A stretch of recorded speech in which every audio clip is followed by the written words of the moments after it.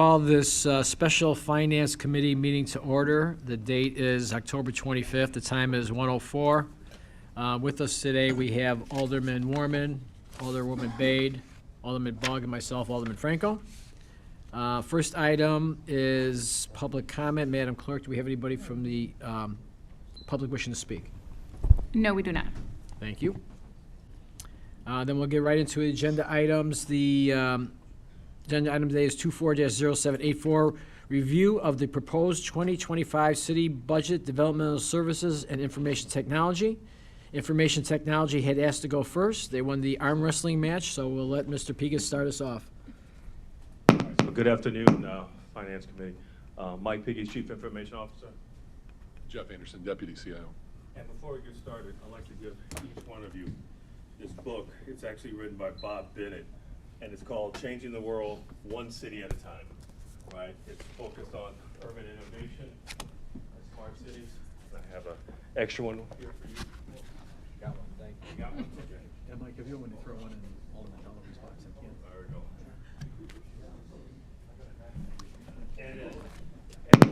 And as many of you know, Bob Bennett was a Chief Innovation Officer at Kansas City for like 5 years under Mayor Sly James, and was very instrumental in this space. So we're going to come back to that here in a bit. But we're going to present the IT department budget for 2025. I'd actually like to start off with our vision. Thanks to the Mayor's office, Ms. Alexandru, and also the City Council back in 2017, and based mainly on your approval, we created the first technology strategic plan. Since then, we've actually evolved that to what we call our digital plan. And you all probably remember the Smart City video that kind of played in this repeatedly over the years, but since then, we've actually evolved. And what I want to do is kind of set the tone for this, this budget presentation with a short 2-minute and 18-second video, right? And just to kind of set the stage here, so. You can see it, and you can feel it. Aurora, Illinois is on the ascent, reaching new heights of innovation. Technology is an underpinning foundation of everything we do at the City of Aurora. It drives our operation, it drives our revenue, it drives services, it drives everything. Through outreach, education, and execution, we have been bold and strategic in implementing new innovation and technology. We've set a technological foundation that cements our status as one of America's quintessential smart cities. I see Aurora on that path to being a smart city now. We're already on that path. And I really think it's really about that journey, and that journey never needs to stop. There's a lot of things that we've already done today that we can say, these are great accomplishments. What's next? What does that roadmap look like?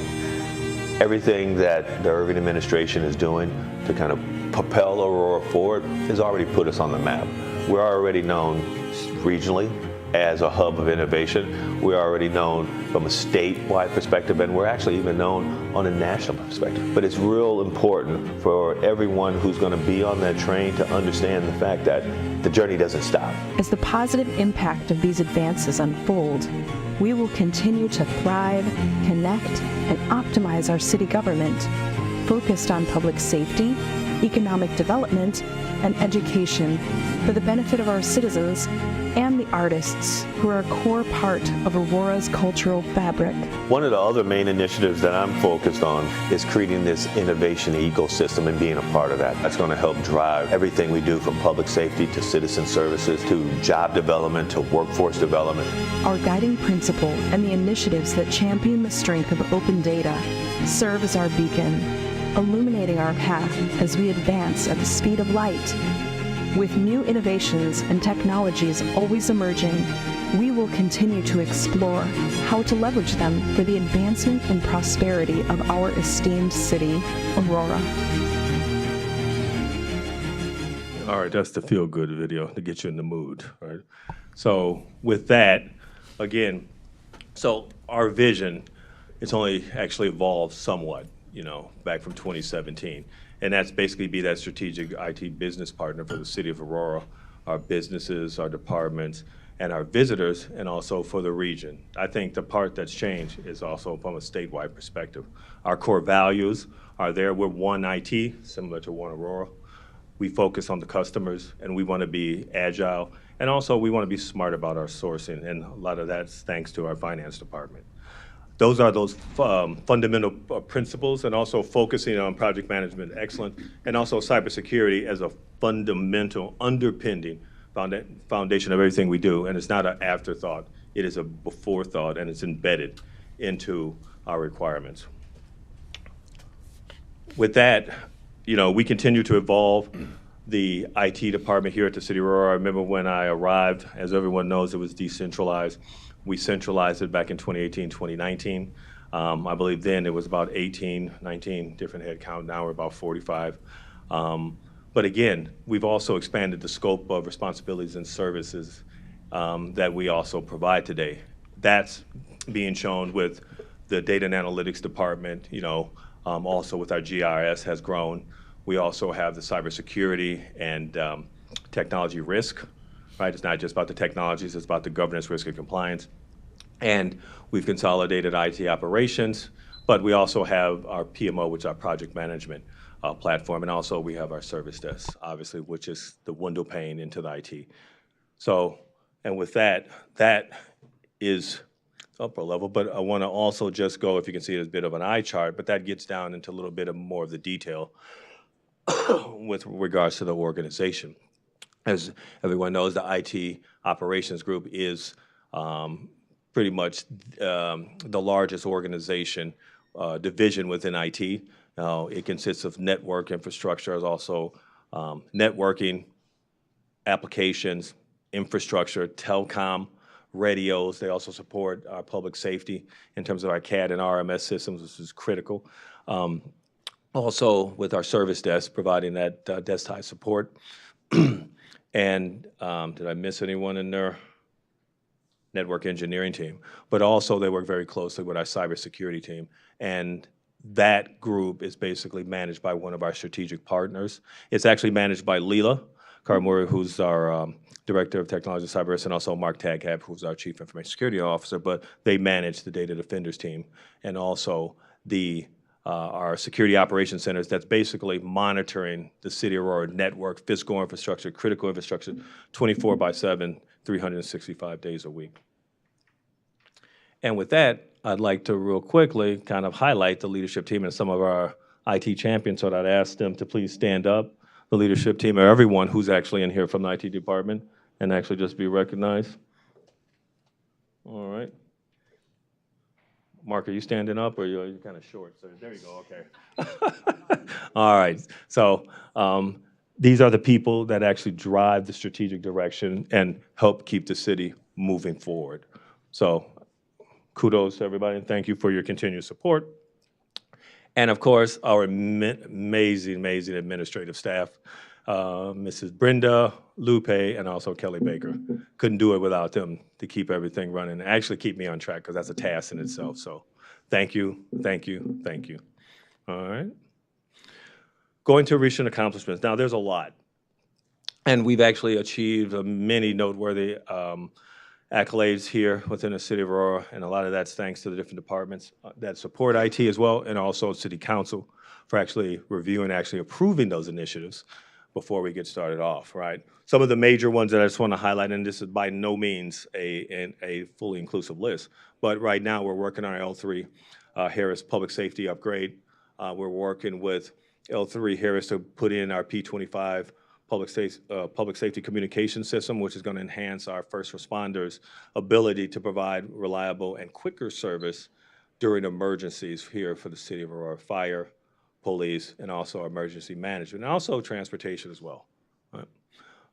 The PSAP improvement with our Dispatch 911, everyone remembers the ribbon cutting for that, which is a modernized 911 center that Mrs. Hobday is basically managing to, take those first line calls from the residents and to be able to provide that service as well. Fire station alerting, we're looking at that to actually modernize that system, especially with the new fire stations that are coming online. We have to look to see how we can enhance those services. And we're also looking at refreshing I'm gonna say ruggedized laptops inventories for fire, police, to make sure that they have the latest and greatest devices to be able to support our citizens. Some of the other ones in human resources, everyone knows with the UKG timekeeping and also HR, the Human Resources Information System, two mammoth projects that are ongoing now to help modernize our Human Resources Department. Thanks to their vision in that, we're supporting the infrastructure to get that in, and also with finance as well and other departments to advance our timekeeping capabilities here in the city of Aurora. So thanks for that. And we're also looking from a finance perspective to make sure we're compliant in the different standards around, the credit card payment platform. So we're going to be introducing a new payment platform with point-of-sale devices, and also there's some back-end modernization as well from an automated merchants perspective that we'll be focusing on to kind of enhance reliability and also service. And then there's, with Tony Martinez and his team spoke a lot about yesterday, so I won't get into that, but a lot with the website overall as well, and also the 311 enhancements and actually supporting them. And from IT, from an infrastructure piece, the things in the background that you might not see that are so public-facing, but the physical infrastructure, the network security to help protect against cyber threats, and to make sure that that connectivity that everyone relies on so heavily, right? Same way when you walk into your home, when you flip the water switch on, you expect it to work. You flip the light switch on, you expect it to work. You pop the gas on, you expect it to work, and it's the same for the internet, right? So we're making sure that we have the latest and greatest in terms of our network infrastructure to be able to provide that bandwidth and that conduit to actually deliver these services. So kudos to Mr. Keith Woke and his team for leading that charge, and also our service desk with the deployment of Avanti, which is a service management platform. In layman's term, it's basically the ticketing system for the city of Aurora.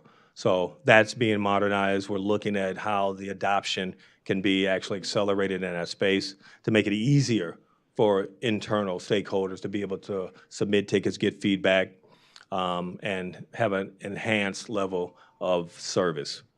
And we're also working with HR with regards to service management in terms of the case management around onboarding and offboarding. That's ongoing now. We expect it to have something here in Q1 of 2025 to help prove that service as well. And then we have the open data portal. I could go on all day about this. Again, I think one of the, great kind of visions we had back in 2018 to stand this up under the leadership of Andrew Fairborn and getting those transparency portals out there for the police department, the open data for fire, also working with Public Works and MOED, and go on. And also the collaboration, that close collaboration with GIS, because data and analytics manages the data and integration, and then there's GIS that takes it from a visual perspective, takes anything that can be plotted on an X and Y axis and turns that into data as well. So there's a great collaboration with that, and we'll talk a little bit about that as part of the future vision going forward between GIS and data and analytics, how we're going to look to kind of merge those under a chief data officer. And you'll see one of the decision packages in there is to basically do a lateral upgrade of Mr. Fairborn's current job as Director of Data and Analytics to Chief Data Officer, and then to manage data and analytics and the GIS to further enhance those capabilities. And with that, we continue to focus on our Smart Cities initiatives with the No Child Offline, which everyone remembers back from 2020 during the height of COVID. Deploying those, I'm going to call it virtual learning centers throughout the city of Aurora, which was a collaboration between OnLight, the city of Aurora, and Scientel Solutions to deliver high-speed broadband to those different locations.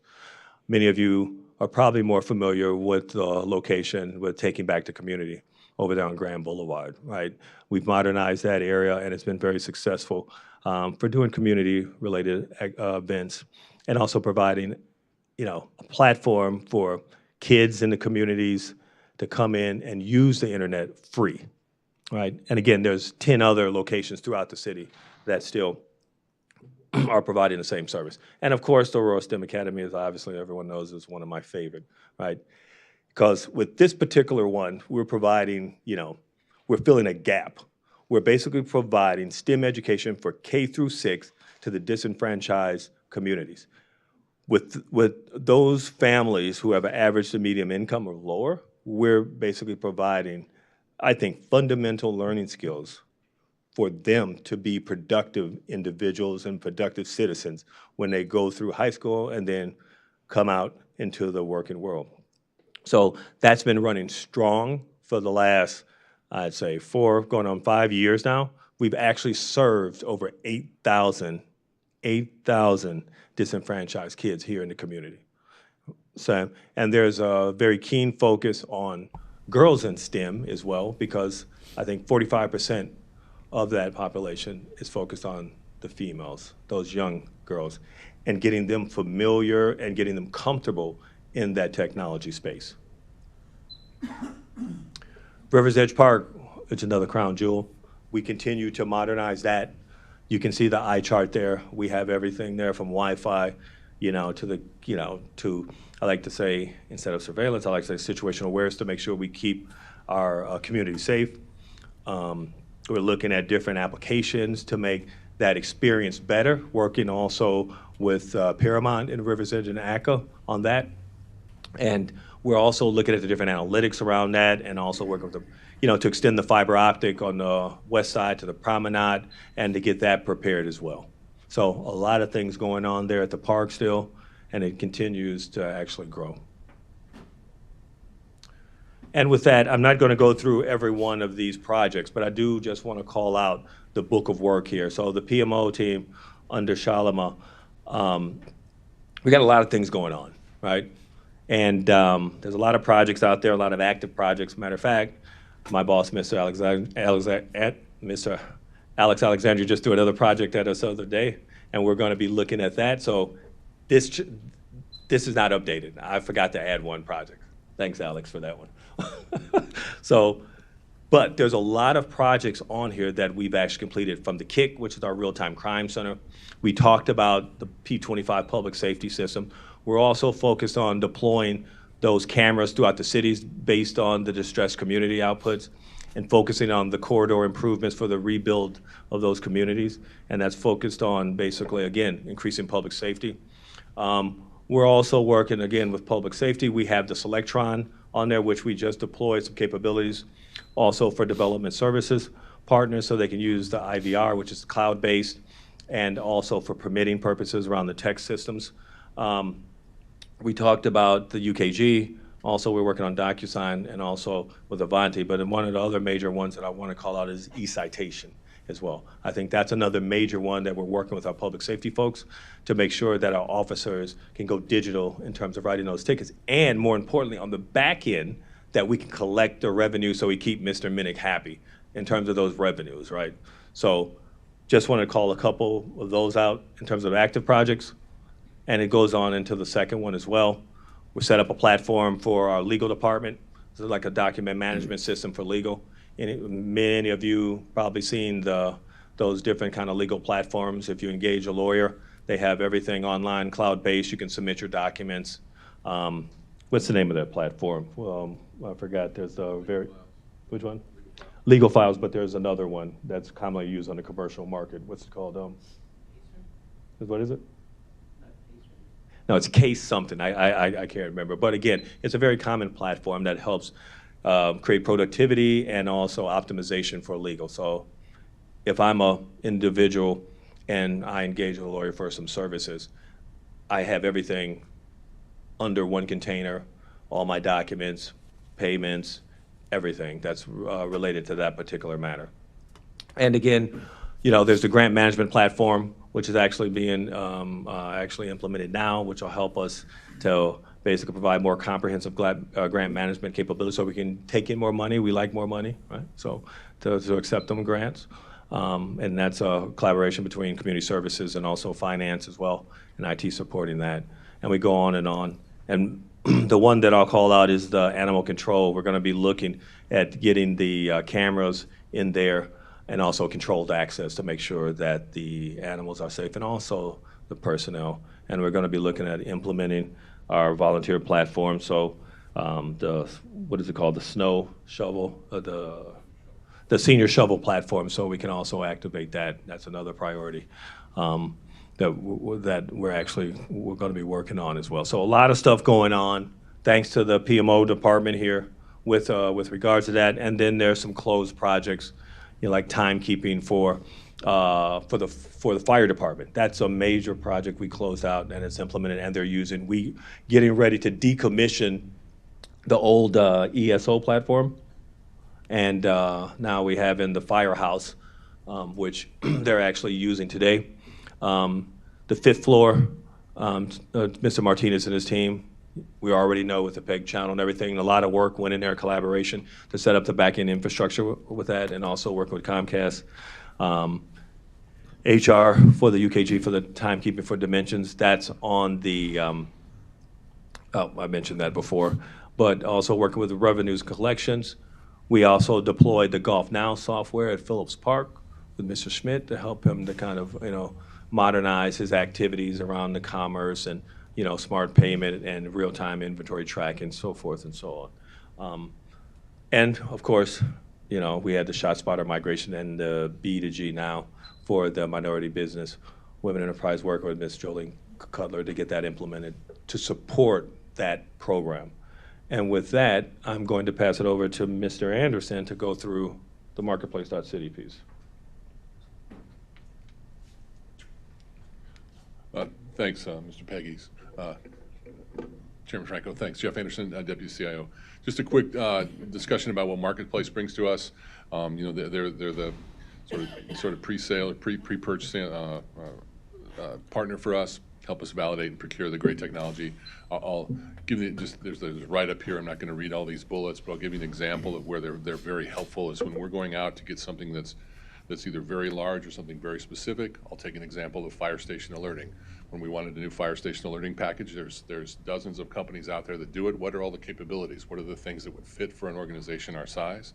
They'll go out and help us scope all of those things, bring it together, bring those vendors to the table, let us interview those vendors, go through demos, et cetera, all of those things. And we can put together an intelligent RFP and then go through a scoring process once we actually go through more detailed demos. And you've seen the results come in the packet, the briefing packets for council when they put together that final briefing packet of how we step through the whole process.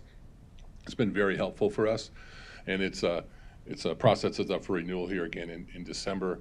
And there's some examples here based upon how they've helped us with contract savings. One of the first things we did was the first time we went around and purchased laptops for all the police department was back in 2020. What we're attempting to show here is how they've come in and with their abilities to show what other organizations have paid throughout the United States, what values they're able to save for us based off of the initial offer or the initial ask or from the vendors. We then worked a little with finance here to just talk about what the savings would be that the marketplace is lifting off of the procurement department's shoulders as part of this. And so our estimate here is it's a little over $2 million in the 4+ years we've been working with them in savings. So again, I hope you all see and understand and enjoy the output you get that come to the packet. I think it's very concise and well written, and it helps us really focus in on getting the best outcome. Okay, just a quick eye chart here for going over budget. Yes, our budget increases every year. And we continue to grow as the needs grow throughout. And I think Mike's video he showed early on talks about how, technology is really kind of underpinning of what we do here at the city. There's a large percentage of the folks that, all or most of their time at the city is spent in front of some sort of computing device. So we need to be able to support them. What we're showing here is that we'll come through and get a budget. We then manage throughout the year and come through under those numbers. That's what we're showing here. Okay. And we're off. So. Off to approve decision packages at this point for 2025.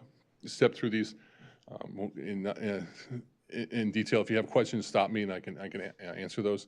We have a promotion up from a longtime GIS analyst from a GIS analyst to a GIS analyst 2. As we talked about with the open data portal and the things that are going on with all of the maps and whatnot that are now available with folks, there's a need to provide more of a structured growth for those employees.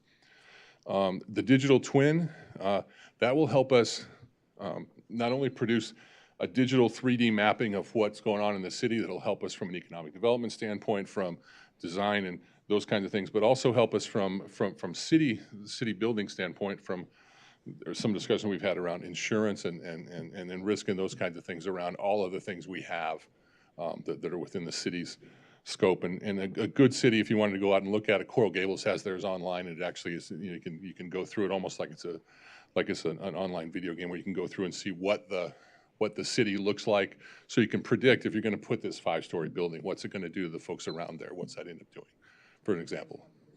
Yeah. So what we're doing that's kind of in parallel with this is we are mapping all of our indoor spaces for city buildings that we have. So we do a nice job from a GIS standpoint, if you will, of aerials of buildings. But we don't know what's going on within the 5 or 6 floors in that building for their city-owned buildings. So we're going to actually track all the assets, you know, all the way down to where, you know, potentially where fire extinguishers are located, where copiers are located, those types of things. So they run in parallel. This is more broader for the whole city, okay? Privacy program management. This will be similar to what we did through PCI compliance. We'll have someone come in and look at how we're handling PHI and other data that needs to be secured, what our processes are around that, and they'll make recommendations, and we'll come back and implement those very, very much like we did with PCI. So it'll be a 2-step process there.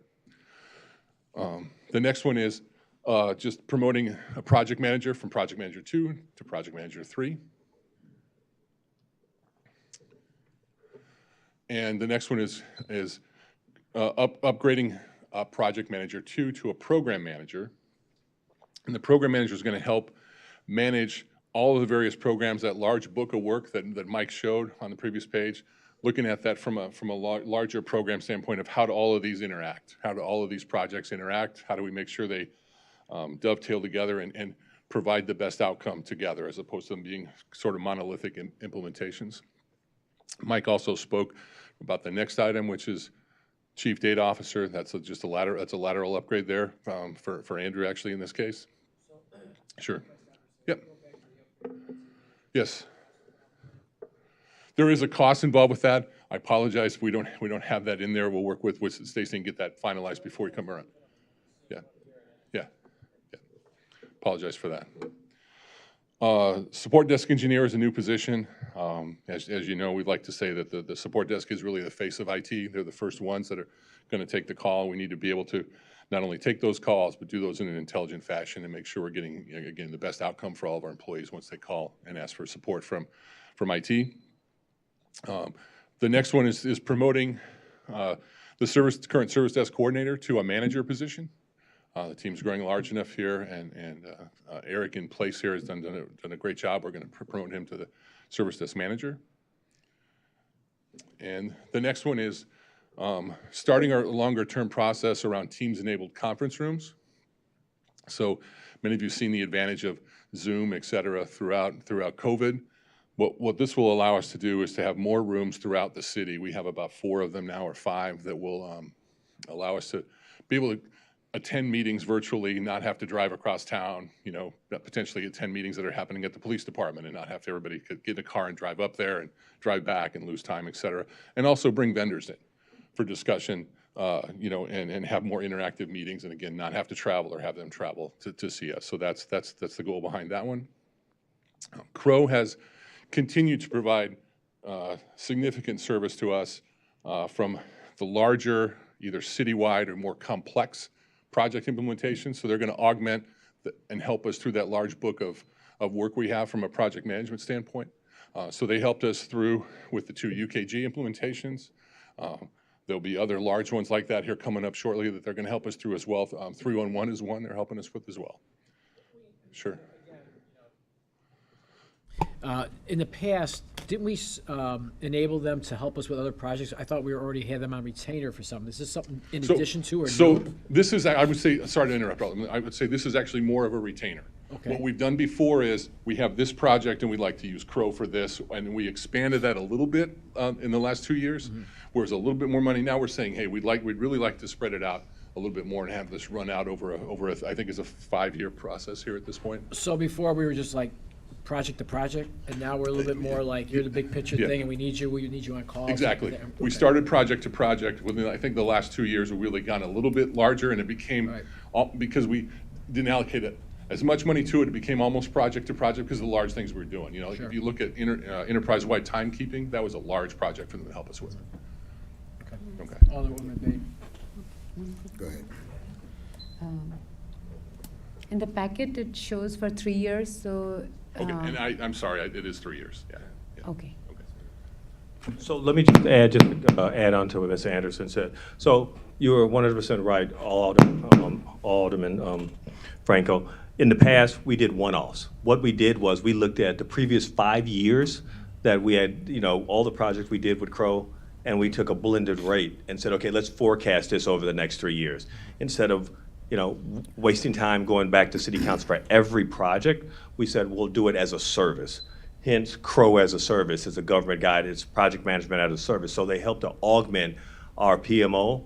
And when there's you know, when we don't have the bandwidth or the utilization, or Crow will come in and say they'll take that project. So it's the services that's there. It's like a bench, and we can just pull them based on that contract that's already in place. So would that be somewhat of a savings for us because we're giving more of a big picture type of thing? We're going to have them here. Absolutely, You know, there's so absolute there's savings in some, it. I don't know exactly what it is, but there is some savings involved going this Absolutely. way as opposed to the other way. Absolutely, and there is a documentation. We did the due diligence, and we went through that with AA and the mayor's office with regards to those savings, and that was the initial proposal in terms of the business justification and what the return on investment would be. Sure. And that's why we went forward with this as a service guide.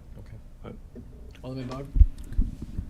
Yeah, so to piggyback off of Alderwoman Bay, first year is 300,297. The next two is 103,000 each year. Can we, and maybe you're gonna do this when you come in front of finance individually or something, can we just get that list of savings? Because I would like to see. I actually can send that to you offline. I can send it to Mr. Jacobs, and he can distribute it to everyone. Excellent. Anybody else have any questions on this particular thing? Alderwoman Bay, go ahead. And since the year 2 and 3 are at better rates, can we go 4th and 5th year at this point, or? That's a conversation we need to have with Mr. Alexandru and Mr. Minnick. And actually, you know, it's if I can put it this way, it's horizon-based. We know what we have in front of us next year for sure. We know we're looking at a new CAD RMS solution. We're going to have the remains of the HRIS implementation, those things. We can see that right now. And so that's why next year is higher, right, as of this point. Okay, and to Mike's point earlier, the last 2 years are based on averages we've used over the last 5, right? It's just that we knew we had these big projects that are going to carry through into 2025. Because if we tried to do 5, it wouldn't be that accurate because we don't have the project scheduling out that far. So we'd be guessing what projects will be coming, right? We could take an average, but we just took the pragmatic approach that we'll do the 3. Right. Any other questions on this particular thing? All right, we can continue on. Okay. The next one is the continuation of our improvements to the video management systems around the city. You know, these again are really to protect city assets, right? These are cameras looking at city assets like water towers and buildings and those kinds of things. You know, we've had issues at parking structures and other locations for graffiti and other kinds of damage and those things. That's really what we're doing here, and we've got a list of buildings laid out through the next I believe it's 4 years laid out through this in this program. So that's what we're doing here, is more continuation of what you've seen, and we'll bring those individually like we've done in the past, you know, as we reach those, like we did with the golf course and whatnot here in 2024. Quick question, Jeff. Sure. I'm sorry. With this video data management, is that something that's somebody monitors that? Is that through the police department, or is that more reactive? Something happened, let's go back and review the cameras or whatever? So that's really an operational question for PD. How I'll answer that is all the video feeds we have go back to one centralized location Goes at over the there, Kick okay. Center Yeah. for PD. Right. So it is all centralized over there then? Correct. Okay. Correct. And that's been part of what we've been doing too, is before we started this, we had not only separate systems, but they were from separate vendors. And so the videos really couldn't even really be shared. So now it's all coming into one location. Oh, perfect, thank you. The next one's a new position for a data analyst too. Again, talking and looking at all of the things we've done from an open data standpoint, bringing data from one application to another. There's a big thing that has happened really that we didn't really talk about, is that the movement of data from the timesheet application, which is the brand new system, into Naviline was a big undertaking to get that into a system that's as long in the tooth as Naviline is. You know, the data analytics group did a great job there. There'll be more of those cases where we need to move data from one point to another, or get it out so it's transparent. We can show it to the residents. The next one is to continue spreading out digital signage. Tony talked about this a little bit yesterday in his presentation for communications. There is one example just right out here in the hallway of what that could look like. It's really a centralized tool that the communications department can use to push signage throughout the city on various different sign locations. Some of them may be internal to employees, like I believe we talked about yesterday. The police department has several for operational kinds of things they display throughout the police department. And so it's sort of it's a dovetailing between city level messaging and departmental level messaging that can be pushed out at any of these screens is the option there. And it's really like a device that sits behind the TV that accepts the really PowerPoint type slide decks, the slides if you will. So it's 105,000 for the first year and then 30,000 subsequent years. What does it break down to? Why 105 and then 30? Is that just keeping it upgraded? Yeah, it's maintenance fees after Okay. that. So it's the cost of the devices, and in installing those devices, there's some configuration fees up front, and then it's the maintenance of those afterwards. All right. I can stop there and take other questions on what we had from the decision packages. Alderwoman Bain. If we can go back to Teams-enabled conference room. Yes. First year is $280,000, second year is $220,000, and the third year is $440,000. Why is the third year double the amount of second year? So what we've had when we've rolled this out is sort of continued discussions of what can we work with in the next year, and we've worked with Ms. Peterson from budgeting around what we can handle in those years. We know where we'd like to go with all of these things. We're kind of moving those out, and we'll get more accurate numbers as we come to those years closer up as to exactly which rooms we go to. You know, we probably won't do every room. We've identified every conference room, but we'll be smart about it, and maybe we don't need to do all three of them on the same floor or something like that. But we've identified all the rooms. That's sort of what you see there moved out, and so we were able to peel off and say we can afford to do this much next year, and in 2026 we've got a number as well. So that third year is really kind of everything else at this point.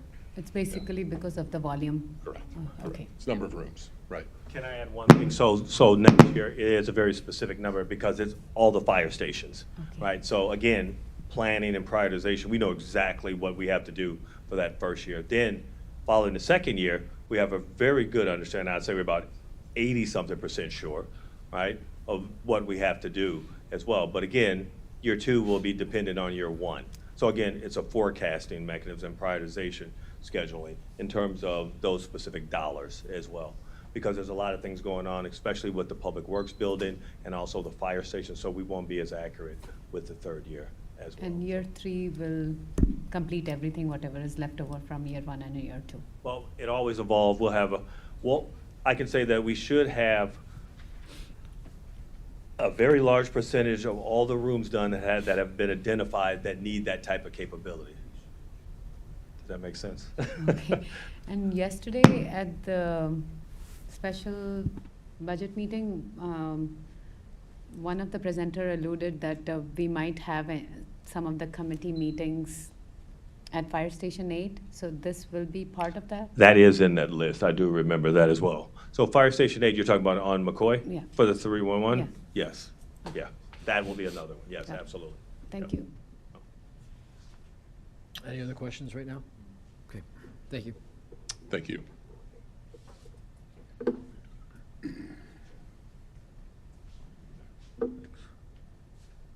Thank you.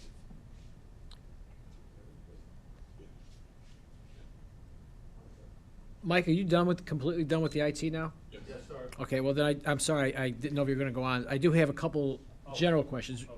So I saw that we're not budgeted for a college intern. Is that because it's going through human resources? That is correct. Okay. And the other thing was, there once was Smart City Dream, that we would have fiber optics throughout the city, and Comcast no longer needed. We're gonna have cable going to everybody's house through us, about $50 a month. Right. Type of thing. Where are we at with that? That'll be a separate conversation that'll be coming shortly. We're working with the mayor's office and also our partners. We're going to be bringing that separate from this because that's really, Is that still, that's 100% live. okay, so Right. we're still trending that way. This is something we still wanna do. It's 100% live. I won't leave the city until it's done. I already had this conversation with Mr. Alexandru. Because that was a good thought. And we're really looking forward to that at some point in time. And I know sometimes you get challenges along the way, but I'm glad it's still on the table. Right, yeah, but it's definitely a separate conversation from the budget, though. Okay. Absolutely. Any other questions, general questions? Go ahead, Alderwoman Bay. Just based on that, will you be bringing us details about the grant that we were applying for Smart City Initiative? Well, The the 100 grant million for the one plus- that we applied for, $100 million, was denied, right? We took a gander, we took a shot at it, we didn't get it. It was for the middle mile. We have a middle mile. Our neighbor did get the grant. They got 14 million. That was Kendall County. Now we're looking at round 4 with the digital equity. We put in a grant working with our community service and our grant writer for $12 million for last mile. So that'll be the fiber from the street to the home. And that's part of the Smart City Initiative that Alderman Franco was just talking about as well. All right. Thank you for bringing this. Thank you. Thank you, guys. Appreciate it. Oh, I'm sorry, Alderwoman Warman.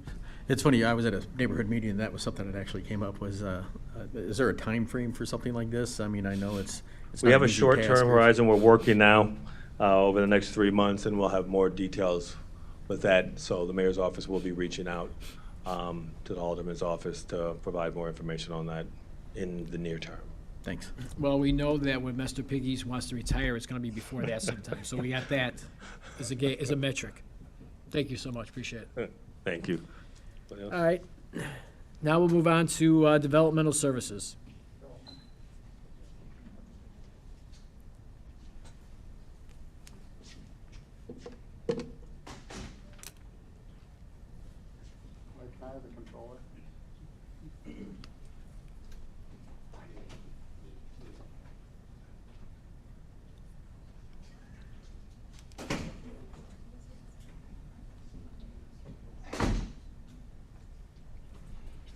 Hello, everybody. Josh Ream, Director of Development Services. John Curley, I know you normally expect up here, couldn't be here today at a family emergency. He apologizes for sending me in his stead, but this is what you get to deal with, so we'll be good. This is the budget overview for Development Services. Just a quick thing, so far our year-to-date revenue is about $9 million, which is $3 million over where we were expected to be for this year. And our total revenue has actually completely eclipsed our expenses at this point in time for the department, with still the rest of October, November, and December left to go. You can kind of see the trending graphs there from 2020 through 2024. There's a big blip in permits last year, but that large yellow segment at the top is taking out additional roof permits that were due to the hailstorm we had that year that caused a huge spike with insurance claims, everything like that. But our permit numbers look like they'll be well above last year, along with other projects. Everything like that continues to trend overall up for the city as economic development continues to go quite well with everything. In specifics, residential development, we've seen over 300 new single-family homes since '24. And that's mostly down southeast side of town with Pulte, Del Webb, kind of MI homes. And then now starting out on the west side with the 1449 senior estates, and then also the Redwood development. Those are all well underway and moving along. We would continue to see probably both those to progress through the rest of '25 as well. And you can also see on the graphs to the right that the overall single-family home construction is over 143 million. For this year. And again, we do expect that trend to be on pace next year as well as we continue to expand all of those projects. So really good numbers there. We've seen a couple of homes actually come in over $1 million at new construction value right now as well in those developments. So really nice to see something we haven't in a long time. Multifamily, there you'll notice we're at over 400 units across the last 3 years, which is good to see as well. And with 110 Cross getting going and close to closing up. The second phase of Fox Valley is well underway. We may see some completion of that in the next couple of months. And then also, as several of you were at yesterday, the groundbreaking of DAC, which is going to commence all through 25 to hopefully add additional units in 26. And that doesn't include other smaller projects we have going on that we hope to have done next year that'll add even more to those numbers. So really good to see. Trend is great. Awesome for the city. Commercial development so far, new. Everyone, again, out at the casino. Really great sight to see what's going out there. Further to the east of town, we've got a bunch of data centers that are going up. What's awesome there is not only having the new buildings, but then we also have future build-outs of all those spaces that are still to come. So at both the Edge Data Center and the Cyrus Almond project and the rest of Cyrus 3, which is mostly under roof and done. US Foods is also out there. That's an extremely large building. That's going to be a huge economic engine down on that side. And then kind of smaller project like Sid's Car Wash and things like that are all going, so good to see. Residential, we already talked about DAC and Fox Valley, but again, two very large projects that are underway, which is great. Anything remodeling, I think everyone's familiar with El Paso, out on the far west side of town, a great new grocery store development that's going well. We've got the state DMV moving in, and then all sorts of the projects that have been occurring in downtown. La Quinta's new kind of outdoor-indoor patio setup. Leilani's opening. We should have the Giardino open soon, along with the Hideout and the French Creole restaurant, too, all on River Street. So, again, a ton of nice projects going on. Kind of moving to our licensing and registration process, because I'm sure everyone gets questions about that. We have over a 20% increase over last year on our online system as we continue to try and streamline everything to make it so that people can access this any time of the day, to just make it more convenient for them. And as of this year, roughly 60% of all licenses are paid online. And this does not include, these are all just rental licenses. It doesn't include everything we already do for contractor licensing, elevator licensing, and other things with vacant and foreclosed properties.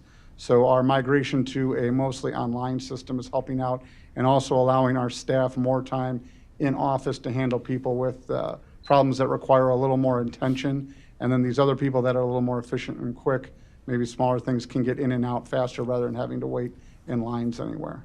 So it's been good to see that going on. The business registration program that was already running, and we've kind of expanded this year with the help of both Communications Department and MOED and EDI, is to get more women, minority businesses registered and also identified in the system.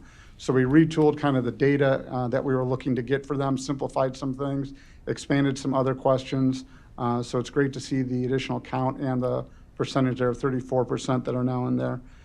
We were able to mine our Trackit database for over 75,000 emails, it seems there, to reach out, communicate with both businesses, people, anyone around, to try and get them in contact with all of our different organizations in the city. We are going to be making additional upgrades and changes to that program again over this next year in order to increase that number and also get a better updated and regularly monitored register rather than just having them sit there any longer. There'll be a yearly kind of renewal so we can keep up to date with all these businesses, services they offer, and be able to reach out to them more. Other things coming up in 2025, just to look forward to. We talked a little bit already about the additional homes, but there's Del Webb, Wheatland, Lincoln Crossing, Prairie Meadows out on the west side. Just some kind of rough unit counts there and everything to look at on all those developments. And then we also have several large commercial developments, either multifamily kind of setups, some senior housing, and other large stakes commercials that are ready to kick off. They're either in the planning stages and going through approvals there. They're already in for permits and getting approved. So we're already looking for a very nice year in 2025 for all of development services. Organization chart kind of going over. I think everyone's here that can be here. I've got two of our CS managers, and Selena Morales and Jasmine Kotz here. And then for MOED, we've got Priscilla. In the back, our resident Canadian, Trevor Dick. The man who's always attached to his phone, David Debo. and Alex Manoa, incognito. And then from Planning and Zoning, Tracy's our lone representative today. And then we got Josh Alcaraz as our Property Standards Assistant Manager. And then Jesse Kohler, our Director of Building and Permits as well.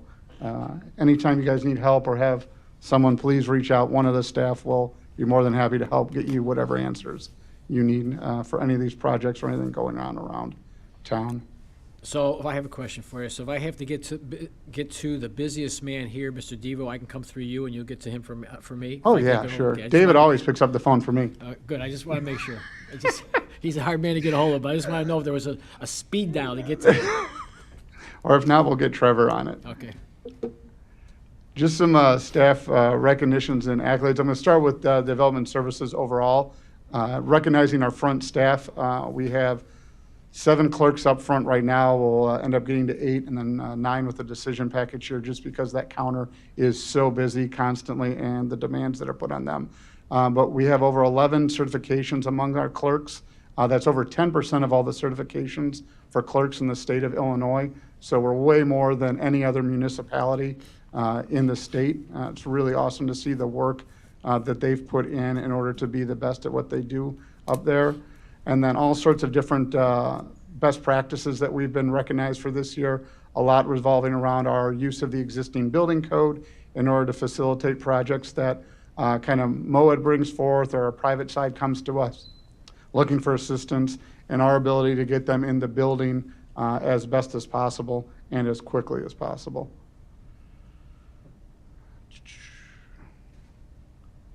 With an existing, the first part here kind of already addresses what we went over with the rental registrations that are handled by Development Services, but the 3 kind of big projects they've been working on this year are all with Selectron, one of the projects that IT was discussing as well.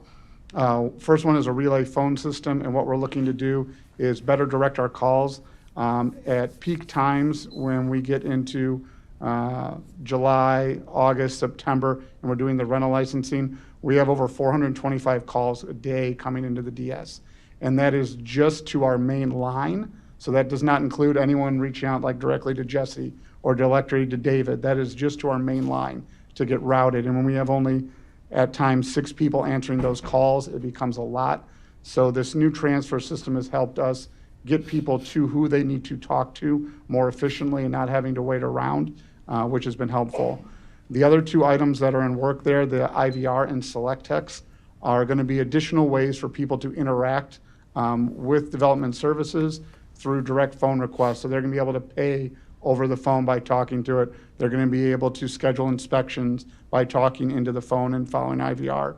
And then additionally for the Select Text is something similar, but we'd be using a smartphone, iPad, or something like that, where you'll be able to text a number and it'll prompt you, what do you want to do? Do you want to schedule an inspection, see a result, and they can work through it. This was feedback we got a lot from our contractors on site who are like, I want to be able to schedule this, but I'm not around a computer and I'm not able to talk. Like, I need to be able to type something in and go. Both of these are going to come with pamphlets and some informational kiosks that will be set up in the DS. So as people come in, we can hand those out. And then we'll be eventually moving it also onto the computer so people can download forms and procedures for and able to do that more efficiently themselves as they get going. So just some changes at the DS level. Decision packages we're looking at for Development Services. First one is a new administrative aid position. That's to help us with a backlog of a lot of work we've been trying to get done the last 2 years and want to continue to expand the services that we offer, both the developers and homeowners, anywhere from scheduling meetings with people to go over and consult the permit process, to aid projects directly in scheduling and sequencing. So kind of with that component. I already addressed earlier the new customer service rep. Again, just our phone call, email, in-store numbers are just really high, and we want to kind of bring that volume per person down so we can offer better service. And then also some new computer towers and other elements to help out our clerks to respond faster and work more efficiently. Again, we're going to be expanding business registration, licensing, other things, so we just want to get these things in the works already so that we can continue what we're already doing and expand some more as well. Jumping down to building and permits next, kind of recognitions and awards. The building and permits department is still the highest ISO rated department in the state for the last 7 years. We're a 2, there's no 1s in the state, and we're the only 2 rating. That helps for insurance rates and scores for anyone doing new construction and changeovers in the state. So it's something that whether or not people realize it when they're building here is an active help for all of their developments. In addition, the building and permit staff has the highest level of ICC certification in the state, both in total number of certifications and per inspector and staff member. We try and keep our staff highly trained, encourage them to test, go back and do continuing ed and everything like that.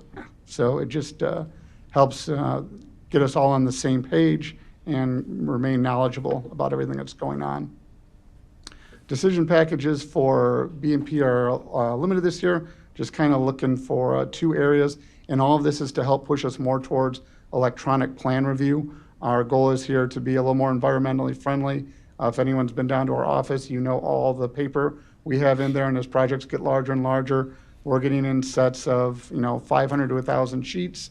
And when you're printing 3 or 4 of those for us to review, it is a lot of money, it is a lot of time, and then it's a lot of effort when we're doing them 3 or 4 times depending on review. So this is going to allow us to do even more digital plan review, bigger monitors for staff. We had done some, but they were causing issues with refresh rates and things like that where people are getting headaches. So we're doing some higher end monitors in order to reduce some fatigue on eyes and everything for staff to help out there.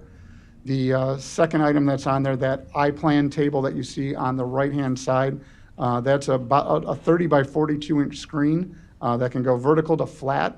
It comes with a computer and some other monitors, and it is also fully mobile. What it allows us to do is if we're bringing in a project for, say, the DST meeting, or if MOED has someone coming in with some preliminary plans, or planning and zoning has some facades we're working on Broadway, we can actively work with the petitioner to mark up, draw everything like that on either that as a vertical, or we can lay it flat so everybody can collaborate around it.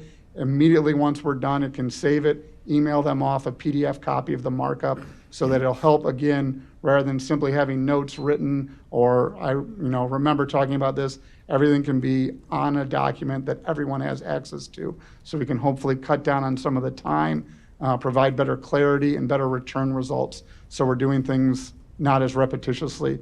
There's many times now where we discuss in meetings, virtual conferences with people, but they'll come back 2, 3 times because they got some of it, but not all of it. This will provide them a better way to checklist it.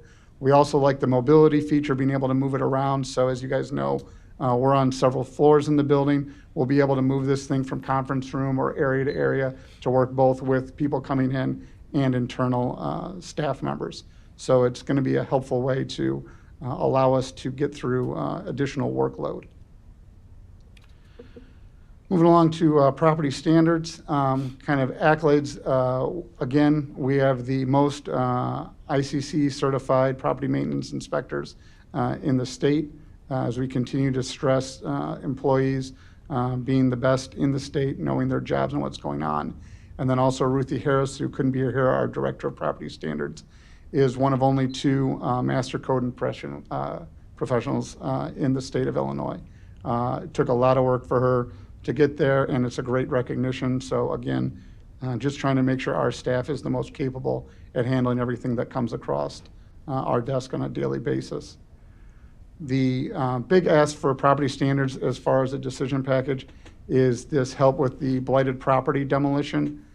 There have been funds in there before, but part of this is an increase to be able to handle more rapidly, putting less things on the back burner frequently now.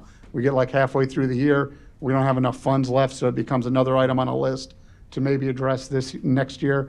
So having some more there in order to clean up areas that need to be taken care of to, again, promote development, new buildings, new homes, things like that on these sites, which aren't going to happen with a blighted structure on it.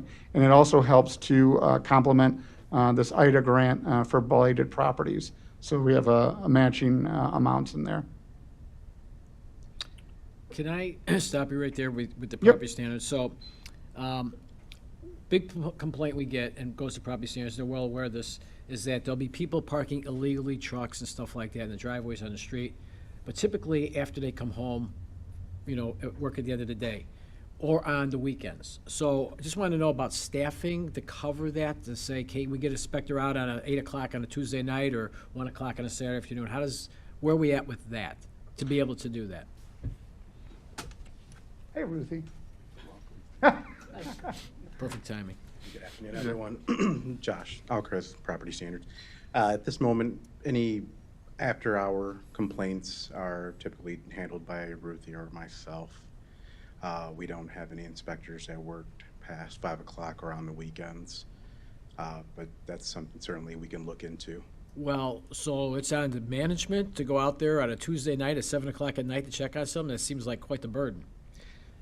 Yeah, it's just, that's, Well, I know, and thank you for that, but I don't know that should be on you guys. I would almost think you want to have it, I know Mr. Alexander's come up, because really, a lot of those things happen at night or on the weekends, and people complain, you never take care of this, you never take care of it because we don't have a inspector out there. I get it, but maybe we should, and I don't think it should be on management to fill the gap when we could probably do something with scheduling. But I think Mr. Alexander might want to chime in on that. Alex Alexandru, Chief Management Officer. So as you know, these are union employees.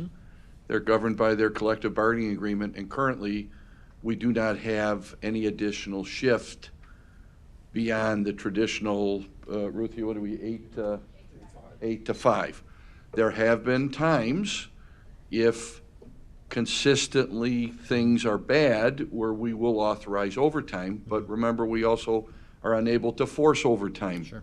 Unless it's a very exigent emergency circumstance.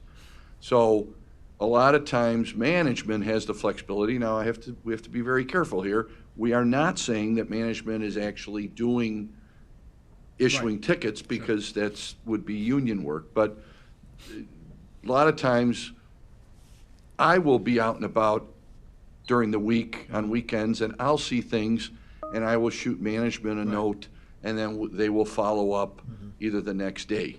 If it becomes a consistent problem, then we can address it with overtime. Right. But people need to call these things in, and you need to, like we've always said, tell your constituents to please call 256-INFO. Right. We hope with the new 311 system, it will be super easy for people to take a picture of a blocked sidewalk, a tree, whatever the issue is, and submit it straight into the new system, which will then make its way directly to Josh and Ruthie's department to be passed on. So we just can't Right. call somebody up at 7 and say, go over there. And I wouldn't bring this up, but I think it's fairly common, at least it is in the Fifth Ward. I don't know if you guys have it too, but it's more than like a once-in-a-while complaint about a weekend thing or a night. So that's why I bring it up, because it's more than just an isolated incident, so. Right, and yeah. we understand that, and again, we'll try and adapt. I can't promise you that we're gonna get different, every year, Right. every term of contract, the team tries to put issues out there and we try and negotiate it, but they're subject to mutual agreement to get things in the contract. Well, and I'm not a scheduling person, but I know when I was working in my other job that some people like to work like 10 to 6 or, noon to 8, I mean, the flexible scheduling type of thing, which I'm not saying we should do that, but I'm just saying maybe that could be broached, because it could be a win-win, so, yeah. Well, I mean, there's no question, if a property standards violation exists at 4:59 PM, it's still gonna be there at 5:01. And it's gonna be there likely the next morning too. So the sooner we know about it, the sooner the staff can address it. Sure, okay. Right. I think Ruthie might have something she wants to say. Ruthie Harris, Director for Property Standards. What we have changed in the past, it was the inspector had to see it in order to cite it. But we have taken a look at it, we've talked to legal about it, and what we're doing with some of the cases is if that owner, that citizen, provides us with a picture of the violation, we will take that information, review it, and determine whether or not we're going to go ahead and proceed with a violation. We've already implemented that, and it actually has shown to be a positive for how we've been dealing with these very tough situations that we were put in. So we're trying it, it's working, and actually in a positive direction. Okay, good, Okay? good. All right, thank you. All right. Thanks for that. Mr. Chairman, if I could support you, Mr. Alderman Donnell, go right ahead. garage sales, Yes. which always happen on the weekend. I happen to go over after a police event to check out, and it's like 3 houses in a row on I believe it's Sims. And I did check that out, and I turned it in, and I was called back on Monday and said, did you take a picture? I didn't take a picture, so. I also had a neighborhood meeting last night that parking on the grass was like the #1 thing I heard about, so. And that a lot of times happens on the weekends as Yes. well. And if we get those photos, that is gonna be perfect. We actually had a case where there was a notorious family for parking on the front, worked with a resident down the street. He provided many photos, and they have ceased from parking, and then a garage sale as well. So it's working. We just, If a citizen takes a picture and submits that, Yep. that's good enough. we're all right? reviewing, we I'll pass that along. Yeah, thank you. Any other questions about Alderwoman Bade? Thank you, Joshua and Ruthie. You guys are amazing. Any issues, when I reach out to you, you instantly work on those and give a response. So I want to say thank you and a huge shout out for that. The number of developments are increasing in the city. I just wanted to check if we have enough permit officers. So presently. Or whatever you say, inspector. Yeah, permanent building. inspector. So Ruthie and Josh are presently working on hiring several more. In the last couple of months, we've had several retirements. We also have another inspector that's going to be leaving for a different town for kind of a promotion or elevation there. So they are, I think it was even this morning, Ruthie was going through a whole list of people that have submitted to get us back to full staff. We kind of want to get all of those, it's almost going to be like, what, 7 new? 7 new inspectors will probably be in this next like 4-month window. We're looking to get all of them onboarded, trained, learning how to do residential, other things like that, and then are going to kind of reevaluate where we're at with load. We've already been in discussion like the last 2 years with the amount of new residential units, and that we're going to have to send people through to inspect all of these, that we're probably going to have to eventually increase staff. But again, we even have to get back to levels we already have availability for before we increase even more. But I would expect next year, by the end of the year, we come to this budget process, we may be asking for more, because when you add like DAC, the new Fox Valley development, those alone are going to take a significant amount of people, personnel time in order to get through and make sure that they're all safe. They're new construction, so hopefully it's fine, but you never know what someone's done, so. So with 7, how many will we have in Is that total? 7 new 15? ones. It'd be 15 total. 15. Yeah. And also, I wanted to give a huge shout out for electronic recycling event. Ruthie and your team did amazingly well, and I think that location worked very well. Thank you. Mr. Alexandru? I think it just needs to be said again that this is a process. It's not a quick solution. We have seen some significant turnover, as Josh mentioned. So we're trying to look at a combination of best practices. The senior management's looking at certain code changes, working with the law department.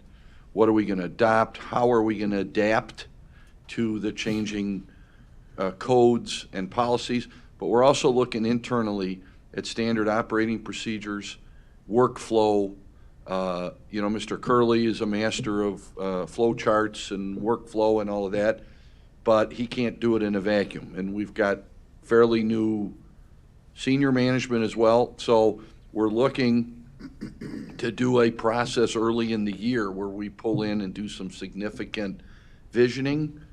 So before I bring you or I authorize any more people, it's going to be sort of a package. Are we making the most of our scheduling? Are we making the most of our inspectional services? Are we training, the best training? Are we aligning everybody who's in that workflow? Because remember, a citation is only as good as the compliance that we achieve, because we do not cite for punitive reasons. We cite for compliance. The compliance is the key. But unfortunately, we have a lot of people out there, you can see they're repeat offenders for whatever various reasons. Sometimes these the violations continue. So that's part of this overall process. So it's not just, let's put 30 inspectors out there. It's quality above quantity, and I don't want to sound like a broken record, but they're also union employees. So we're looking at job descriptions, we're looking at titles and deployment, and trying to be competitive, because there are other towns out there also looking for some of your specialty people. So we've had some issues trying to fill some of the higher. Property maintenance, combination. Correct. inspectors, everything, yeah. So it's a big picture that we're trying to fill in the gaps. Can I touch on one other point, because I just thought of it, we're talking about property standards. People always say, why aren't property standards inspectors driving around and finding violations? And I tell them, and correct me if I'm wrong, they probably have so many spots that they have to go to that they don't have time just to look willy-nilly, because they've already been directed to go to certain spots. And then they say, well, they used to do it years ago. I'm like, I can't comment on years ago. So I'm just trying to think, am I correct in my answers to them?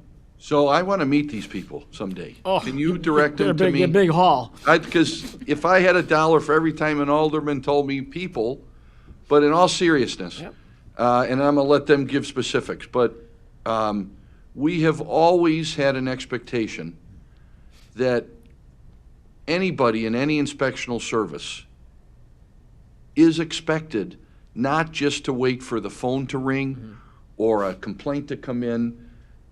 We've tried various things over the years, territories and this and that. We even, a couple of contracts back, we had a continuation clause, thinking that, okay, somebody will, if it's 5 o'clock or 4 o'clock and they're going home, the same file can go to a different inspector.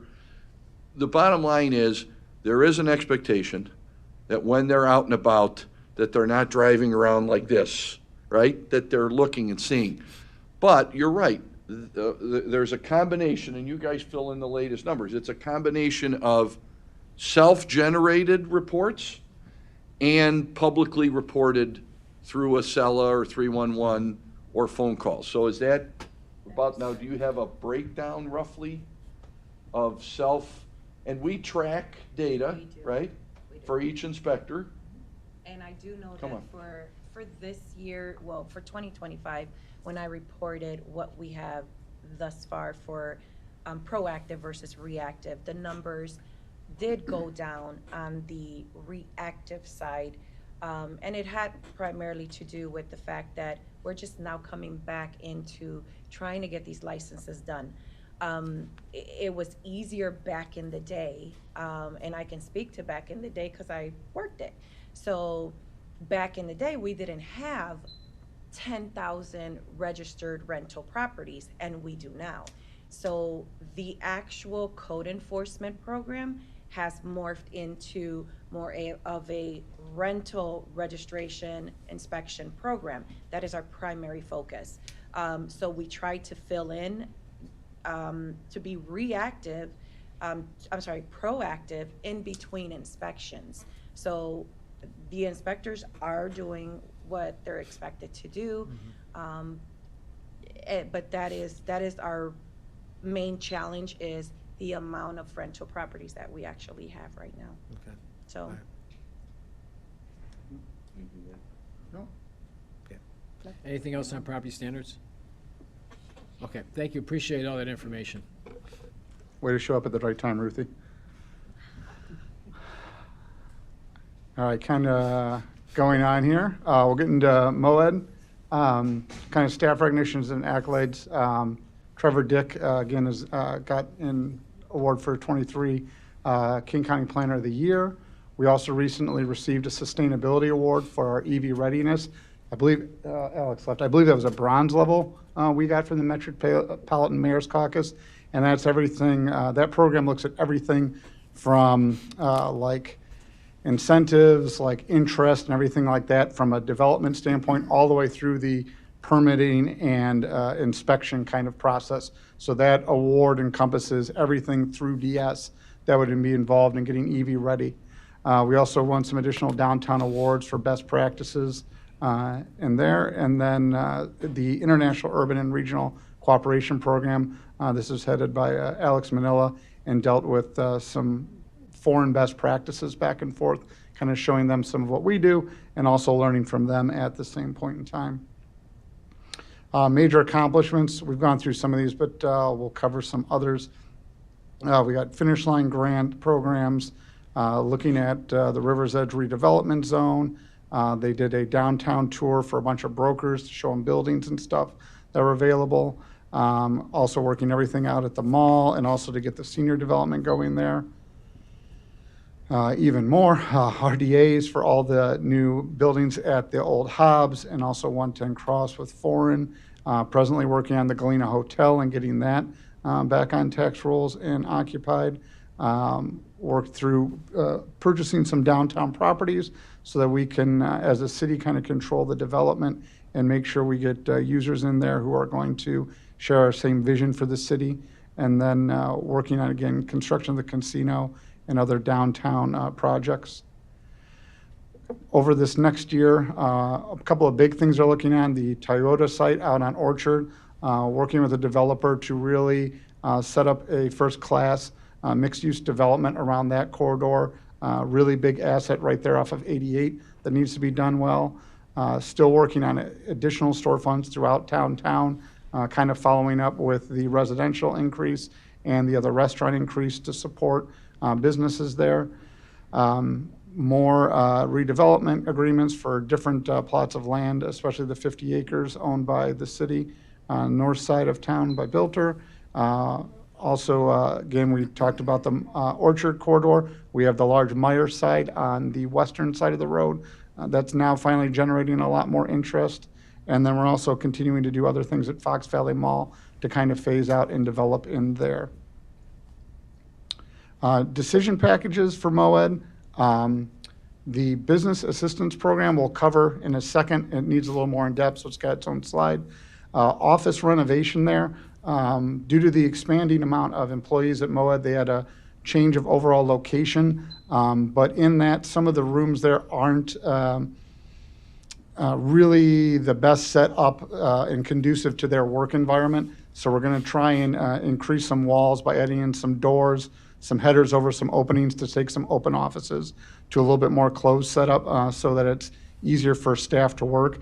There's also the 2 conference rooms we're looking to rework to provide more updated technology, a better layout, and additional accessibility so that they have 2 functioning spaces. Because if you've ever been in MOED, Trevor's leading a meeting in one, Debo's leading a meeting in another, someone's running around. So we need that space to provide both internal and external areas of access to get to these conference rooms.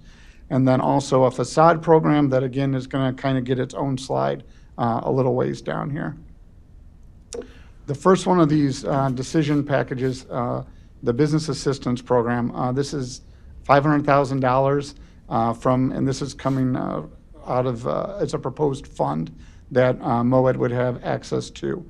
And this is to help privately owned businesses, buildings that already have existing businesses in them. And what we're looking to do is fund very permanent and long-term improvements. So by that, we're looking at elevators, like chillers, furnaces, boilers, large items that even should that tenant move on, expand to another building, it's something that's going to be a permanent change to make that building more sellable, more useful in the future. Not only buildings in the downtown, we all know, that suffer with some of this aging infrastructure, but now with other areas of town on the east side and even far west side, where we just have these large ticket items that are very difficult for businesses to offset the cost of. When you're asked to be paying $15,000, $20,000, $200,000 for an elevator, it's something that's very cost prohibitive for anyone to do.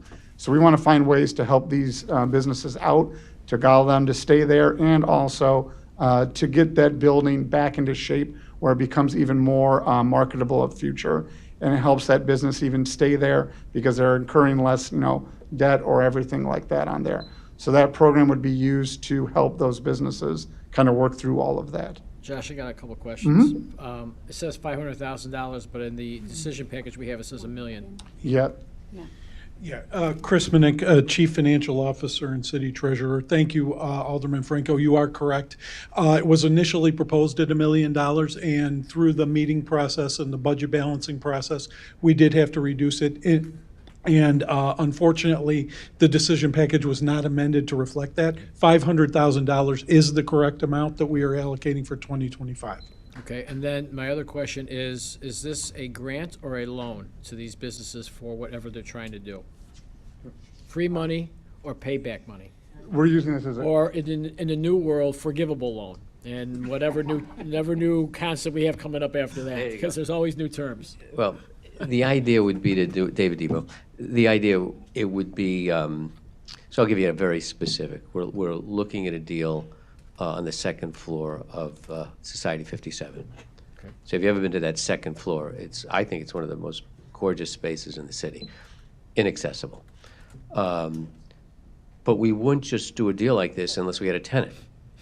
So the idea would be to structure the deal with the tenant. So we're going to come to you. Tracy's working on some adjustments to the amusement tax, because this would be kind of a Dave and Buster's kind of world, to make sure that there's enough taxes generated to justify the dollars going in.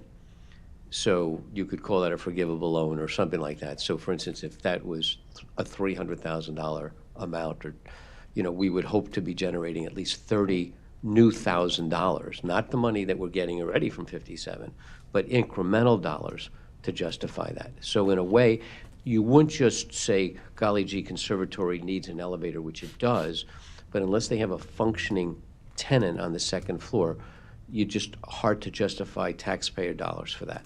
So you're saying that if you feel, who's ever making the decision on the money, feels that there'll be some kind of return for us as a city, what they could do in business like we do with property taxes and sales taxes, then that would be something that would lend us to give them some money, which they're not gonna have to pay back, but we're gonna get it back in other ways, the collateral benefits. Correct. But when we come to you, we try to come to you with a full package. Right.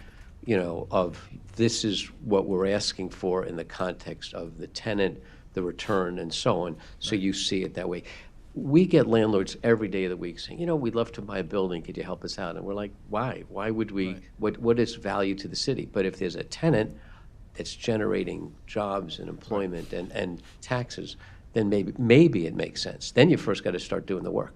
Right, so let's just say somebody needs $20,000 to replace a furnace or something like that. Because we've approved the money now, is it just, it won't come through city council again? Or each individual one will come through whatever committee may be appropriate at the time, whether it be finance or something else? Comes back. Yes. Yeah, just like we always do. We always, anything above $50,000. So we approved, in the budget, we'll approve $500,000 to go to this, but individually it'll come to us, whatever the case may be. Okay. Correct. All right, That is correct. all right, thank you. Any, Alderwoman Bay? Is there a maximum amount that a business or any privately owned building can apply for? We really didn't, only because, again, we're trying to cost out these elevators. So if one elevator's like $200,000, so somebody else might need a furnace for $8,000. Right. But this might be, so it's just, so I think we'd have to come to you with the whole picture and say, something, these are unusual. We've been thinking a lot of this fund, and the reason it was so high originally was these elevators, because each one of them, I thought they were closer to 150. Josh is telling me it's like 250. So we've got to, but it's like anything else, you got to spec it out and see what works. Sometimes the shaft is there, sometimes it's not. You got to figure it out. And So the answer is we don't have a number, because it maximum could be really high for one of them. And this is for the whole city, for whole Yeah, the unit? whole city. Okay. And also, based on Alderman Franco's question, so will it be 50,000 and above you will come to council, or Yes. for every project that goes through this grant? will be- $50,000 above, always. So Okay, anything. Not every project, like if somebody's asking for Right, 20,000. that's a good question. Yeah, I think technically 50, but sometimes we'll just come anyway, because chances are we're coming with a whole package. Usually there's some investor Aurora contribution and so on and stuff like that. I think, as a matter of principle, I think it's a good thing to come to you and just, at least for your information, because it is all project-specific, and you should know about it. Thank you, Mr. Debo. And again, because it just brings up other things in my mind. So potentially, we got $500,000. A couple of people want to come in for an elevator 250-ish, and we say, we got a lot of people that want money. I think we can only afford to give you 150 towards, and how's that going to work for you? I mean, so we may not give you the money for the whole project because we have so many other desires, but how does this work? So that's that's a real-time example. So this company, Rec House, has come up with an ask, and we're with Investor Aurora and saying, guys, maybe you lend them, 300, and maybe we'll do this, So we got to negotiate. Right. In that deal, there's 3 levels. They're refinancing their first mortgage with Old Second. We're saying to them, get another 50 grand from Old Second. Because now we could justify more money. So let's say we could grab 50 grand there, and then we get 200, so you're right. To try to come to you with a package where we're all sharing the risk, sharing the reward, not the city being Santa Claus. That's not what we want to do. Okay. That makes sense. Thank you. Yeah. Mr. Alexandru? The direction to staff is to be as judicious and equitable as possible. When Debo says you will see amounts under 50,000, most likely there are going to be other components to a deal that requires city approval. Sure. So there might be a list, like if you look back at some of the other recent deals, there's usually a little breakdown in the Legistar that says owner equity, 200,000, Right. Investor Aurora, 50,000, city, 30,000, or whatever it is. So that will continue.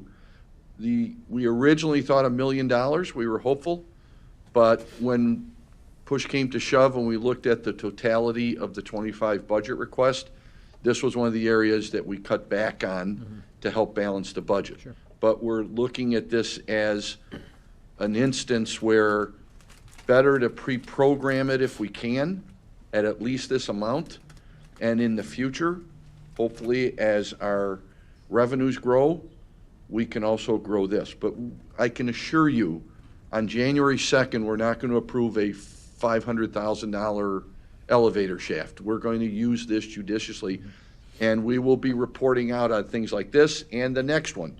So I think some of the things you're alluding to on the returnable, rechargeable is the 9 million. That's, I think, the next slide. Okay. Oh, Right, yeah, Josh? that's right. Right, the MOED money. Or 2 slides, Yeah, sorry. the MOED, yeah. So I'll stay up here in case I have to Correct me? explain that. Is it you or is it AI generated you? Because No, we had this this is discussion. not Okay. AI, All right. double A. Okay. And just as part of this, any of the work we've discussed or be parts of this, what we kind of liked in our focus of this is their items are going to go from MOED through a permitting process, through inspections, and then release. So we're going to have a lot of oversight on the quality, the finished product, and making sure these are getting done. Certain cases we could look at, and if it needs to be deal, like, hey, you're only getting half up front of what we agreed to, we'll get the other half upon completion, or maybe it's reimbursable once you get it done, and we'll help you off. So we can work on all sorts of there, depending on the specific need for the project. The next one, a facade program, and this is $1 million, and this is associated with the Cyrus One funds. And this is, again, to assist businesses throughout the city, and we're going to work out more technical details through 2025. But we're trying to do permanent and long-term improvements to the businesses and the buildings themselves. And examples, anything from storefronts, like we need a new glass window system, or if we need tuck pointing of the brick and resetting the masonry, we need awnings. But really, our emphasis on this project is to give street visible improvements. So our shopping centers, our main roads look nicer, can get updated and everything like that. And we're really hoping, we're just trying to raise that image and status of the city. I think this is one of the ones you already covered one time, AA. And I think from a quality control and checks and balance, Mr. Minnick and Stacy have put this in Fund 130. So you will not see it in the MOED line budget, but if you flip towards the back of the book, sorry, what number was that, like 1,000 and something? You'll see, I'm sorry? Like towards the end. Toward the end. Towards the end of the budget, it's, the 130 has basically the transformation fund. So it's got the $9 million in it. It's got the $1 million for facade. It's got the $1 million for historic pres. Yep. That's the other one. Correct? And the money that, the 3 million of the 5 million for Invest Aurora. So that will stay in that fund, and as MOED requisitions it, there's another level of control internally, because Mr. Minnick and team will make sure that before any money is transferred. So it's not like we don't trust MOED or anything, but this first initial tranche, so that we track this 9 million, it will be allocated to each fund, each project for which it's being requested. So there'll be sub-line items and project codes. And remember, like we've talked about, this is intended to be a revolving, replenishing type of fund. So for example, if $300,000 is the request, in the past, that $300,000 has come from other sources, general fund, TIF, or whatever. This time, however, it will come from Fund 130, tracked. So say 300,000 is for a new Greek restaurant, right? 300,000 goes out on the ledger. As that place opens and money starts to come back, the accountants and finance do their magic, and money eventually, quarterly, yearly, will go back into 130. So that way, we're constantly replenishing and growing this and make it available for other folks and not stress the general fund. And again, not stress the taxpayers, because we're basically replenishing, as the mayor likes to say, found money that did not emanate from anybody's tax burden, but yet it's going to be almost like a self-fulfilling fund, if that makes sense. So with that, is that $500,000 for the assistance program coming out of this?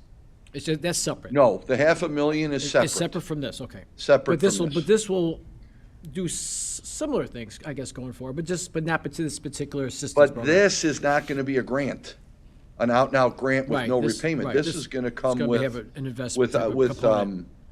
obligations to Okay, it, and then hopefully repayment back. Okay. So that's why it says land acquisition, Right. RDA incentives, economic development activities. Any questions on this? Thank you. Awesome. Yeah, planning and zoning. So again, staff recognitions, APA, they did, Tracy led some tours through the Fox Valley Mall area for all the work they've done out there. I think anyone that's been out there really appreciates the change from a sea of parking to having apartment units out there, some really cool buildings that are going up, and then eventually getting that senior center out there. So took regional planners around to go see what we had developed out there. And then also a ton of work down on the southeast side of town with everything we've done at Del Webb, and then the continued expansion of all the Pulte developments down there.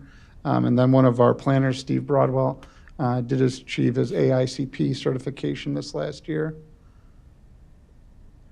There you can see over 30-plus projects that zoning and planning got through the process, bringing them all the way from initial DST meetings and reach out to staff about where they want to go, through getting through the whole planning process. Tracy Ed and staff having to bring people before you guys to get approvals, all the way to most things getting completed, built out, or under construction at this point in time. It's certainly not an exhaustive list, but a very comprehensive list of the larger projects they've been working on this year that are really making a difference to updating everything going on in the city. In addition, we've got, did I miss one? Hold on, sorry, nope.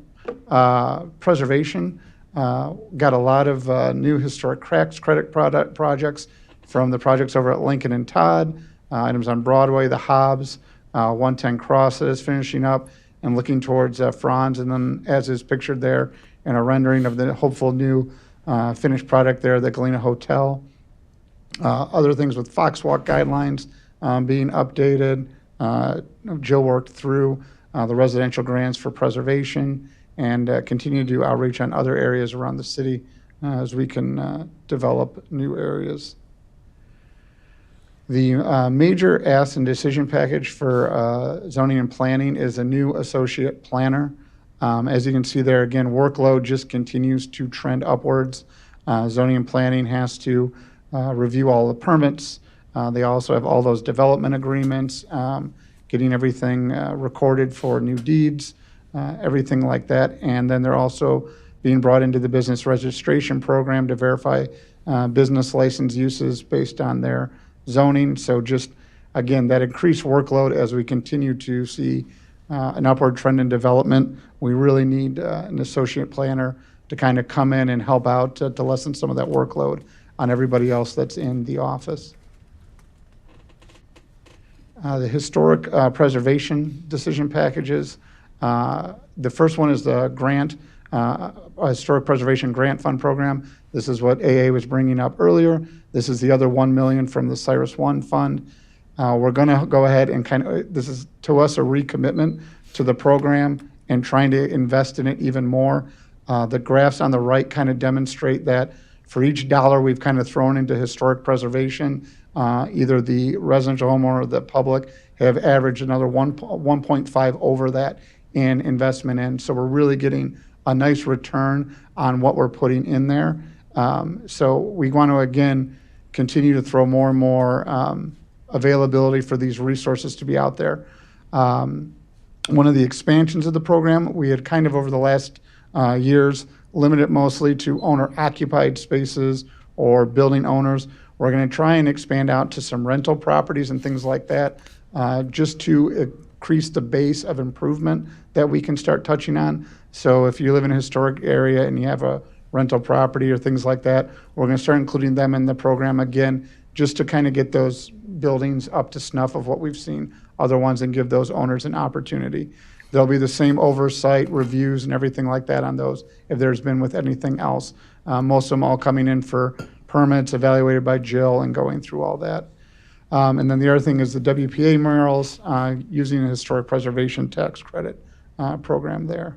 Josh, can I ask you a question real quick? Yeah. So a lot of times we do owner occupied because they tend to keep their property up and keep it going the way we would want it to be. Mm-hmm. If we find that a rental property is not up to stuff with keeping it up, they would not be eligible for the money, I'm assuming. Correct, yes. As part of this, we're going to start, like when you asked earlier with Ruthie and Josh, we're going to be evaluating anything that's rental with the Property Standards Department, make sure that their license is in good standing, we're not seeing excessive violations, they're not someone we're regularly taking to court. It's going to be after someone that's showing being a good citizen of Aurora. Like, even if you don't live here, if you own property here, you should, love and respect Aurora like the rest of us do and show that you're going to invest in it as much as we're going to invest in them. Okay. Anything else on that? Again, just want to stress as we get to the end of our budget here, our staff really remains committed and to the development of the city, bringing new items all the time. We're always tossing around ideas, trying to find the best things we can put in the city, and also updating anything that's existing, making sure the quality of life continues to improve across the city through all sorts of different initiatives, programs. We have regular meetings weekly to discuss all the projects, bounce ideas off each other and everything. And we're really just here to improve everything that's going on. And a lot of these budget items are going to be our next step in accomplishing the goals we've set out for each division this next year. And we hope that helps out. So if you got any other general questions about it, otherwise that wraps up the presentation. I got a question. It's on, it's page 513 of the budget. It's under Economic Development Division. It says short-term goals for 2025. And number one was create a master plan for downtown properties owned by Shodine. Can we get a little more insight on that, on what we're talking about with the Shodine properties and where they're at with that? You got specifics? Thank you, Chairman. Trevor Dick, Assistant Director, Mayor's Office of Economic Development. I should stop touching that. That's what it says. Well, it does, it says don't touch. Sorry. Laughter helps me too. That is one of the short-term goals we put in for 2025. Honestly, because the way our downtown is evolving, the renovations as well as the new buildings that are going up, having Shodine having such a large piece of property just south of our downtown, we want to re-engage with them, start trying to plan for the future on what could happen on that area. So do we anticipate they're going to develop? Because I do remember when the mayor got elected, we had a meeting with Shodine and all the players, and they were going to come down here and do some stuff. And we were all happy about it. They were going to do right over there south of here, and it never came to fruition. And historically, they have a history a little bit of not coming through on what they say they're going to do. So I'm just wondering where that's going to go, because it's shown us that they're not, not easy to work with. Well, I think to answer your question about implementation, I think that's to be determined. What we thought as staff is a good first phase is to engage with them to do some planning, talk about what they want to do, try to create a shared vision, work with the whole community on what could happen there. In terms of if and what develops, I can't tell you right now, but I think it's a good first step to try and engage with them and a good short-term goal for 25. Okay, and we'll have legal involved with this too, I'm assuming, because Sir. we're going to need that, I believe, with this group. Yes, sir. Okay. All right, I was just kind of curious when I saw Shodine, I'm like, here we go again, type of thing. Okay, thank you.